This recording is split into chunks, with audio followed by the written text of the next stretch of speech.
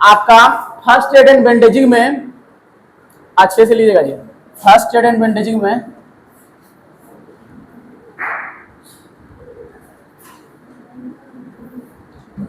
हम देखेंगे middle ear infection, मुख्य रूप से देखेंगे मिडिल ईयर इन्फेक्शन, ठीक है। हाँ, मिडिल ईयर इन्फेक्शन में डालिए। मिडिल ईयर में जो इन्फेक्शन होता है उसके लिए टर्म यूज होता है सेक्रेटरी ओटाइटिस मीडिया।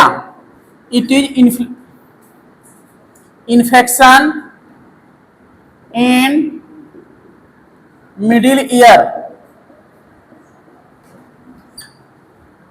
अब जो इसमें जो है मिडिल ईयर में जो है इन्फेक्शन में कुछ कारण होते हैं, क्योंकि मिडिल ईयर में जो है आपका कान का पर्दा, जिसको आप टिम्पेनिक मेम्ब्रेन बोलते हैं, आम भाषा में उसको ईयर ड्रम बोलते हैं, तो उसमें जो है कान के पर्दे का जो है कभी कभी फट जाना, कान के पर्दे का फट जाना, और दूसरा जो है कान के पर्दे का खींच जाना, वो सब समस्याएं भी इसमें आती है। तो इसमें जो है दो कारण होते हैं मिडिल ईयर इन्फेक्शन का। उस एक जो होता है इसमें कान का पर्दा फट जाता है,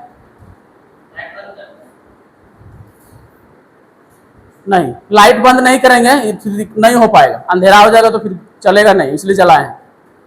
फिर दिक्कत दिखेगा ही नहीं, कैमरा कोने में करेगा अंधेरा में, तो आपको फायदा नहीं मिल सकता है। दो कारण होते हैं कान के पर्दे का, कान का पर्दा में फट जाना, कोई इंजुरी की वजह से, कोई फॉरेन ऑब्जेक्ट चला जाता है, कोई मतलब कभी चोट लगता है उसकी वजह से हो सकता है, कभी कोई व्यक्ति नहाता है कान में अंदर पानी हो से गलती से भी चला गया, उसमें कभी कभी कान बहता है, जिसको हम लोग बोलते हैं tympanic membrane rupture, ear drum rupture भी बोलते हैं। जो टिम्पेनिक मेम्ब्रेन का नाम ईयर ड्रम भी अंग्रेजी में बोलते हैं, टिम्पेनिक मेम्ब्रेन मेडिकल टर्म है, ठीक है। इसको कान का पर्दा आम भाषा में बोलते हैं, ठीक है ना। तो इसमें दो कारण होते हैं, एक है सेफ सियासोम, बताएंगे मतलब क्या है, और एक है अनसेफ सियासोम। ये होता है आपके कान के पर्दे का दो कारण होता है। सियोसोम का मतलब क्रोनिक सपरेटिव ओटाइटिस मीडिया, ठीक है। ये जो होता है क्रोनिक सपरेटिव ओटाइटिस मीडिया, ठीक है, क्रोनिक सपरेटिव ओटाइटिस मीडिया, जिसमें कि आपका होता है ये टिम्पेनिक मेम्ब्रेन जो है कान के पर्दे में ईयर ड्रम में छेद हो जाता है। ईयर इसमें सेफ सियोसोम में ईयर ड्रम में छेद हो जाता है, तो कान के उधर से जो है पस का सिक्रेशन आता है, ब्लड आता है, और वो जो बहुत भयंकर गंध करता है, फॉल स्मेलिंग होता है, येलो डिस्चार्ज होता है, उधर से कान की तरफ से निकलेगा, क्योंकि मिडिल ईयर के अंदर आपका जो है ईयर ड्रम होता है। आप लोग जिक्र कर रहे थे कि कान में बहाना क्या है, यही अब ईयर ड्रम में छेद है, कभी पानी चला गया, कभी चोट लग गया, इसी कारण से कोई ऑब्जेक्ट कभी चला गया, कभी कभी होता है जो वैक्स गुज्जू रहता है वो कभी कभी आप साफ नहीं करते, आप जाके जो वहां पर्दा के पास अगर डिपॉजिट हो जाएगा, वो भी अगर वहां पर बैक्टीरियल इन्फेक्शन हो गया तो कान के पर्दे में जो है उस जगह का टिश्यू जो है डैमेज हो जाएगा, धीरे धीरे ब्लड आने लगेगा। और जानवे करते हैं गंदगी चीज है तो बैक्टीरिया के लिए वो घर है, वो तो भाई बहुत अच्छा है जी, तुम बना के रखो तब तो हमारा घर बना रहेगा, तुम बहुत इकट्ठा करो, हमारे लिए तो भोजन मिलता रहेगा, साफ सफाई कर दीजिए। क्या करें, तो साफ सफाई हो गया, हम कहाँ जाए, मेरा घरे छीन गया, मच्छर हुआ, जितना भी चीजें वो सब के लिए तो बढ़िया रहता है, ये गंदगी वाला चीज बढ़िया, उसको बहुत अच्छा लगता है गंदगी चीजों में ग्रो करने में। बीमारियां भी देखते हैं, जो मच्छर गंदगी जगह में ज्यादा ग्रो करेगा, उससे बैक्टीरियल इन्फेक्शन के लिए कुछ दे दीजिए उसको जगह में, देखिए तो कितना कैसा बीमारी फैलाता है, फिर हो जाएगा इन्फेक्शन, तब आपको दौड़ाएगा। आप दौड़िए, कष्ट के मारे कान में दर्द हो रहा है, ये हो रहा है, आप दौड़ते रहिए, आप लगाइए डॉक्टर के चक्कर, बैक्टीरिया लेगा मजा, ये चीजें हैं। यही आप ईएनटी वाले के पास दौड़ते रहिए, बैक्टीरिया मजा लेगा, ठीक है ना। जैसे आप लोग जैसे हैं, आप लोग यहाँ को लड़का पढ़ते कम है, कुछ अलग दुनिया में रहते हैं, वो भी चीजें हैं, बहुत सारा है। क्या जी बलीराम, ईयर ड्रम में छेद हो जाता है। और ये जो है अनसेफ सियोसोम जो है, इसमें होता है कान के इसमें होता है स्ट्रिंचर, STRINC, स्ट्रिंचर ऑफ ईयर ड्रम, मतलब कि कान के पर्दे का खींच जाना। ऐसे नहीं करते हैं कि कान का पर्दा लगता है खींच गया है, कुछ जो है कार्टिलेज वहां पे घिस जाता है, तो ये थोड़ा अनसेफ वाला। और इसमें जो होता है छेद हो जाता है, तो तो सेफ सीएसएम के लिए हम लोग जो है सर्जरी करते हैं। सर्जरी का आगे नाम भी बताएंगे। कान के पर्दे का क्या हुआ, खींच जाना। नहीं कहते हैं कोई यहां से कान को से खींच लिया है, लगता है खींच गया है तो मतलब वहां पे मसल्स जो है ढीला पड़ गया, ये होता है अनसेफ में। और ये सेफ में ये है, ईयर ड्रम में छेद हो जाता है। हमको हिंदी में लिख दिए, आप कैसे बताएं, समझ सकते हैं। बाकी यहाँ लिखते हैं रप्चर ऑफ ईयर ड्रम, उसको अंग्रेजी में लिखते हैं, उसको हिंदी में लिख दिए, आप समझ सकते हैं क्या जी, ठीक है ना। कान के पर्दे का खींच जाना, उसी को बोलते हैं stricture of ear drum due to relax in cartilage. कौन सा कार्टिलेज होता है जी ईयर में, इलास्टिक कार्टिलेज।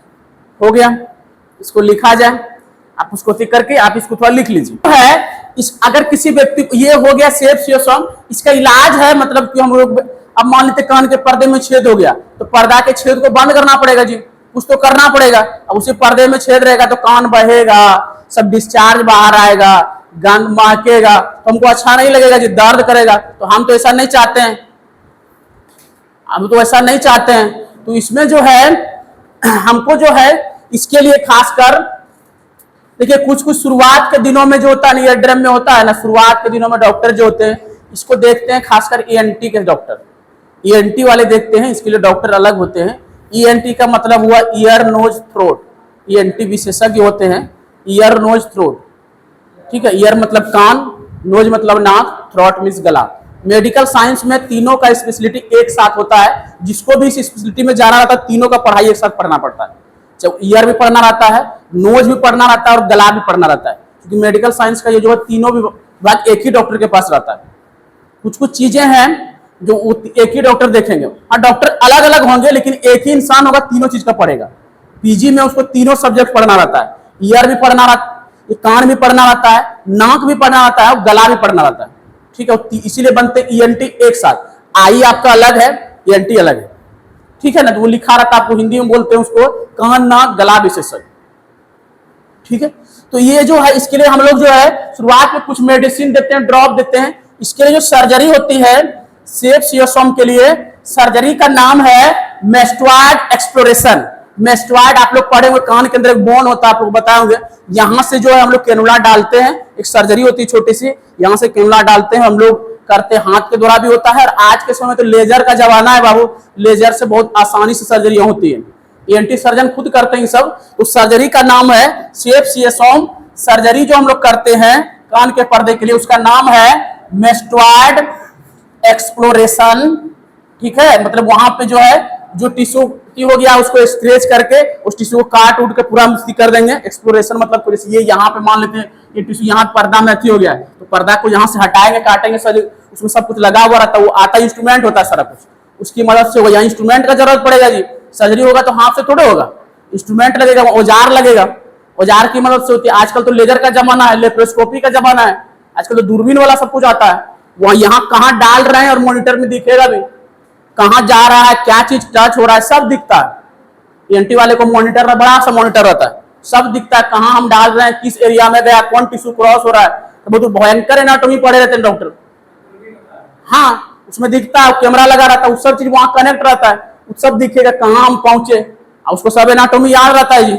आपकी तरह नहीं कि ये डाले और भूल गए आगे स्ट्रक्चर कौन सा था जी, है तो किताब लाना, वो ऐसे नहीं करते हैं, उनको सब याद रहता है जी कौन स्ट्रक्चर आगे है।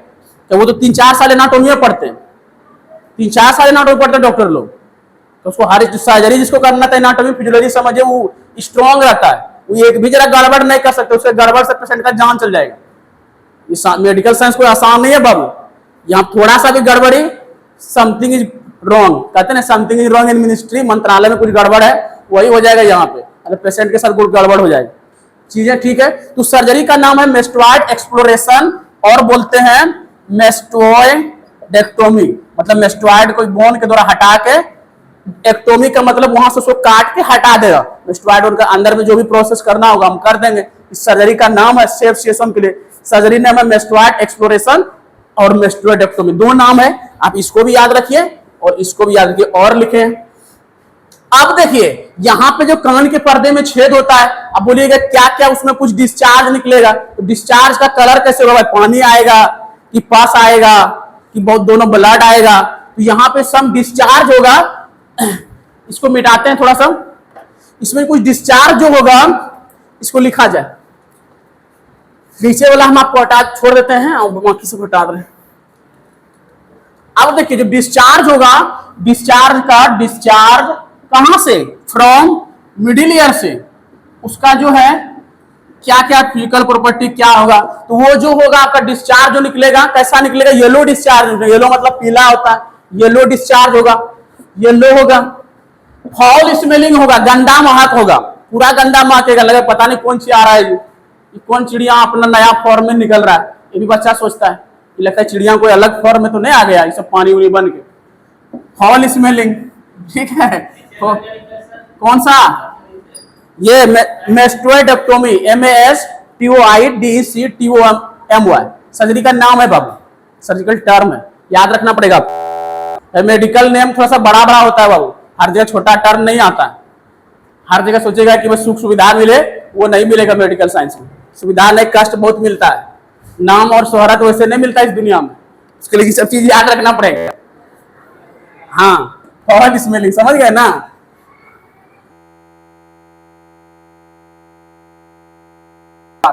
वो भी याद रखना पड़ेगा।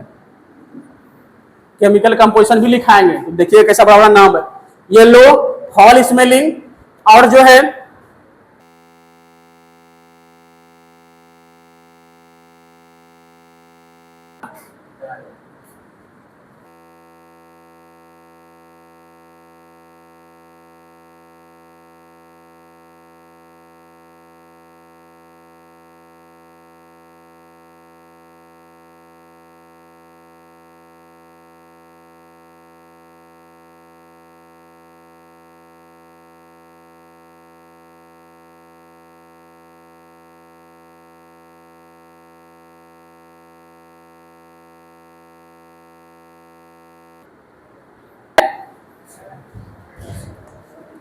देखिए, ज्यादा आप हिलाइएगा नहीं इसको कैमरा।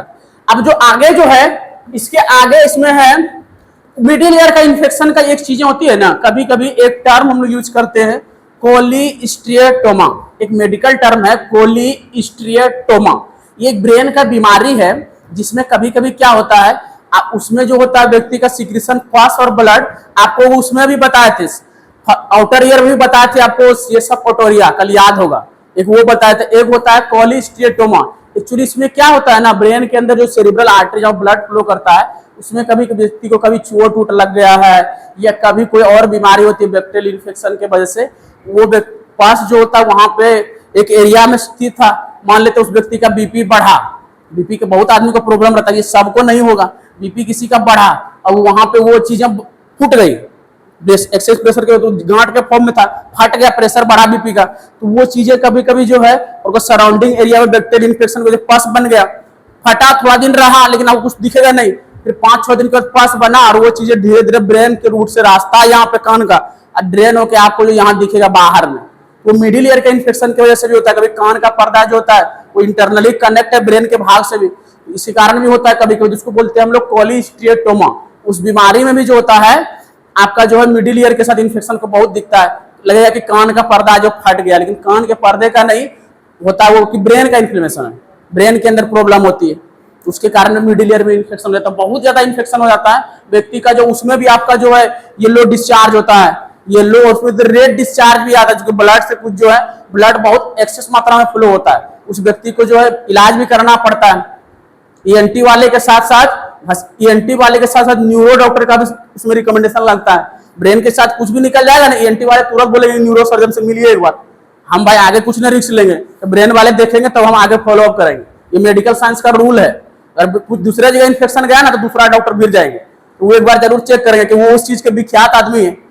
अब ब्रेन के बारे में तो डॉक्टर अलग होते हैं, तो न्यूरो सर्जन का भी एक बार, सर आप भी एक बार देख लीजिए, सब डॉक्टर होती रहता है वहां पे, तो देख लेंगे, हाँ चेक करके हाँ ऐसा है, तो भी अपना कुछ लिख देंगे, ये मेडिसिन ऐसा चलेगा, तो आप अपना फॉलो अप कीजिए।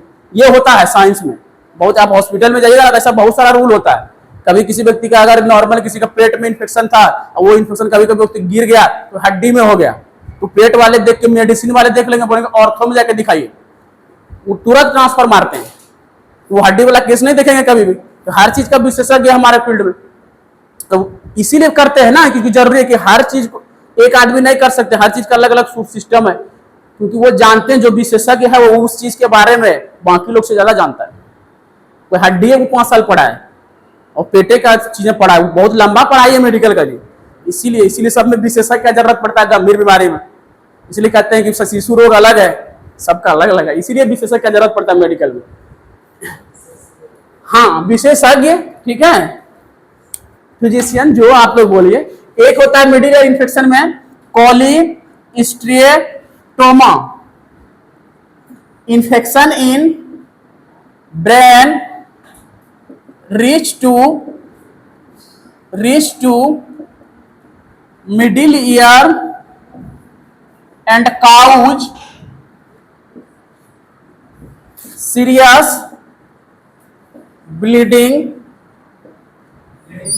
हाँ, serious bleeding and pus formation in some time, yellow discharge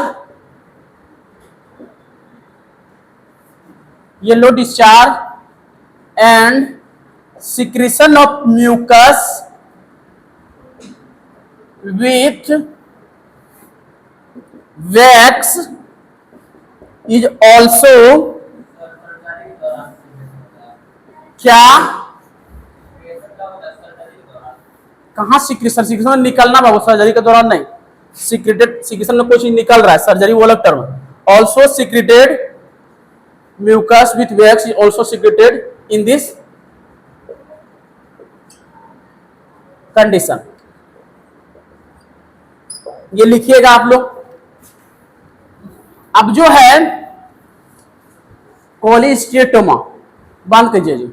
middle ear में इतना इंफेक्शन का कारण रहता है, और भी एक मेलिग्नेंट ओटाइटिस मीडिया भी होता है, उसके कारण भी होता है, और कभी ट्यूमर तो कॉमन कारण है, वो तो आपको उसी में लिखा है। अब जो है हम आते हैं इंटरनल ईयर पे, जो सबसे अंदर जा रहे हैं। ये आउटर खत्म हुआ, एक्सटर्नल खत्म हुआ, मिडिल खत्म हुआ, अब इंटरनल पे आते हैं।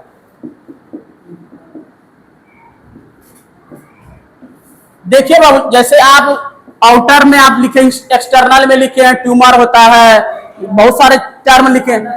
अब हाँ, इंटरनल मतलब अंदर का। अब देखिए इसमें जो है उस तरह का ऐसा कोई कारण नहीं होता, इंटरनल ईयर से ब्लीडिंग होता कैसे, कुछ तो होता होगा। देखिए इंटरनल ईयर में ब्लीडिंग का सबसे बड़ा कारण है आपका जो है दूसरी बीमारियां। जैसे आप लोग कभी देखते हो किसी व्यक्ति को साइनस का प्रॉब्लम होता है, सुनते हैं यहाँ पे, ये साइनस जो होता है, ये एयर गैप होता है, यहाँ पे आपका जो होता है फ्रंटल साइनस होता है, मैग्जिलरी साइनस होता है, इथमॉइड साइनस होता है, ढेर तरह का साइनस होता है। एक तरह से एयर गैप होता है, उसमें कभी एयर गैप में, वहां तो आपका एयर गैप है, उसमें मान लेते कभी म्यूकस जमा हो गया, कोई इन्फेक्शन हो गया बैक्टीरियल, तो उसके कारण होता है साइनोसाइटिस। तो साइनस वो एलर्जी वाला रिएक्शन है, नाक जरा उसका डिस्चार्ज हमेशा नाक चलते रहेगा, हेडेक रहता है, ये सब उसमें कुछ सिम्टम रहते हैं। हेडेक रहेगा, वेट गेन भी होता है, कुछ में मतलब कुछ जेनेटिक्स रीजन भी रहते हैं, कुछ वेट गेन होते हैं, हेडेक रहते हैं, जब कॉमन उसमें मतलब उस साइनस की वजह से कभी कभी व्यक्ति का जो होता है इंटरनली उस साइनस यहाँ पे, इसके वजह से कभी कभी इंटरनल ब्लीडिंग होता है इंटरनल ईयर से। क्या नहीं समझ पा रहे हैं? हाँ, वो अलग कारण है, वो तो चोट लगा, एक्सटर्नल प्रेशर, वो तो आपका आउटर क्या बोलते हैं एक्सटर्नल में आएगा। तो ये हाँ बात करेंगे अभी। और जो दूसरा जो है एक कारण तो साइनस हो गया, दूसरा जो है देखिए इसमें उस तरह का कारण नहीं है, इसमें कुछ डिजीज कंडीशन है, उसकी वजह से इंटरनल ईयर से ब्लीडिंग होता है, ये थोड़ा अलग है, इसलिए तो ये टफ पूछता नहीं है जल्दी एग्जाम में, लेकिन पूछेगा तो बच्चा का दिमाग हिला, इंटरनल ईयर हिला देगा आपका दिमाग। तो फर्स्ट मिडिल और एक्सटर्नल पूछता है, इसमें सब बीमारी कंडीशन है, इसलिए नहीं पूछता, ये थोड़ा टफ हो जाता है इंटरनल ईयर का ब्लीडिंग। अब वो यहाँ से ब्लीडिंग होता है तो ये सब जितना मिडिल और एक्सटर्नल है उससे डबल होता है, भयंकर होता है, क्योंकि यहाँ से डैमेज होगा आपका क्या, सेमी सर्कुलर कैनाल डैमेज होगा, कोक्लियर डैमेज होगा, स्ट्रक्चर में देखे होंगे, तो आपका जो सुनने का क्षमता एकदम लॉस कर देगा। इंटरनल ईयर से ब्लीडिंग होगा। क्या हुआ जी? नहीं अभी जाना नहीं है, तो आवाज गया, वो कान बोले क्या चलना है, नहीं अभी खाए हम कहाँ हैं, तो समझिए वो दूसरा चीज सुनेंगे, ऐसा प्रॉब्लम है इसमें, हियरिंग लॉस का प्रॉब्लम थोड़ा ज्यादा है। तो इसमें जो है आपका जो है वेस्टिबुलोकोक्लियर नर्व, वो भी डैमेज होता है। और आपको बताए थे मिडिल ईयर में एक स्टूसियन ट्यूब भी होता है, और वो जो आपका जो वेस्टिबुलोकोक्लियर नर्व से लगता है, अब कुछ पार्ट आप उनका जो है इंटरनल ईयर से लगता है। इसलिए आपको बताया कि जो सर्दी खांसी रहता है तो कान में दर्द करता है, ये भी बताया। जो मिडिल ईयर जो होता है फेरिंग से जुड़ता है, ये डाइजेस्टिव में एक ट्यूब रहता है स्टूसियन ट्यूब, हम फिगर बनवाए थे, आपको बताए थे स्टूसियन ट्यूब। आप देखिएगा एनाटॉमी का फिगर में स्टूसियन ट्यूब लिखाए होंगे, वो फिगर में लिखवाए होंगे, तो वो कनेक्शन यहाँ से देखते नहीं है बाबू आप लोग, हम लिखा दें इसका सब चीज बता हुए, इसलिए तो एक दिन उसी में लग गया। उस स्ट्रक्चर का यहाँ पे रोल था। आप लोगों को लगता है वैसे खाली फिगर बनवा देते हैं, कोई काम का थोड़े है, काम का सब चीज है बाबू।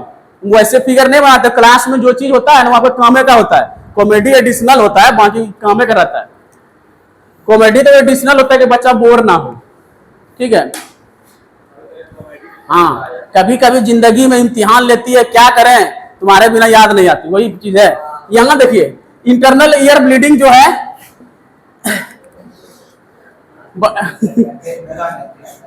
इंटरनल ईयर ब्लीडिंग जो है, तो शायर भी अच्छे हैं जी, आप तो जानते नहीं करते हमको, गाना भी है, मैं शायर तो नहीं मगर शायरी तुझे देख के शायरी याद आ गई, वही बात, शायरी तो याद आ ही जाता है।